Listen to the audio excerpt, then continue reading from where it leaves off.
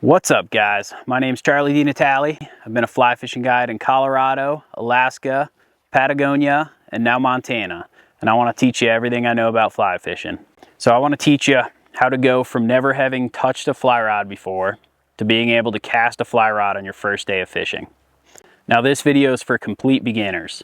This is how I teach people on my guide trips that have never fly fished before how to cast a fly rod and how to catch fish right away.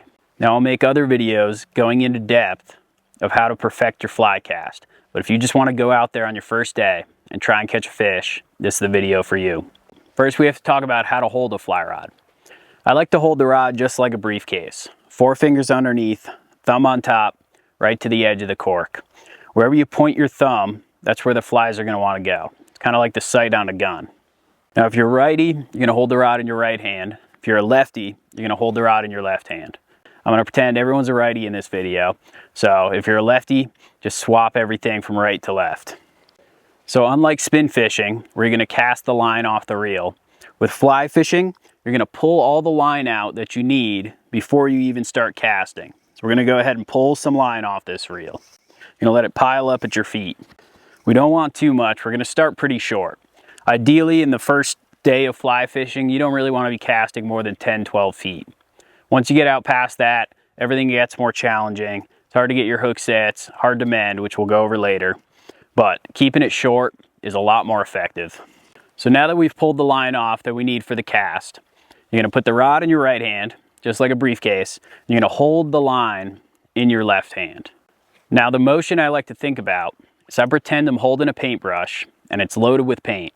There's a wall in front of me and a wall behind me. And I'm trying to spray a line down that wall, okay? Both on the forward cast and the back cast. Now we're not looking for the perfect cast with this motion. This motion is gonna give you a big open loop. It's not gonna give you the pretty tight loops like you see in a river runs through it, but it's gonna keep your tangles to a minimum on your first day and allow you to just get out there and go fishing. Now the next component to the cast is the pause. So there's a pause between when I come back and when I go forward. And the pause is as long as it takes for the line to straighten out in the air behind you. So it's very important, especially on your first day, to turn and watch your cast back behind you. That way you can watch that line in the air. You're gonna wait for that loop to straighten out, and then that's your cue to do your forward motion. It's way better to pause too long than to pause too short. Too long, the flies just hit the ground or the water behind you.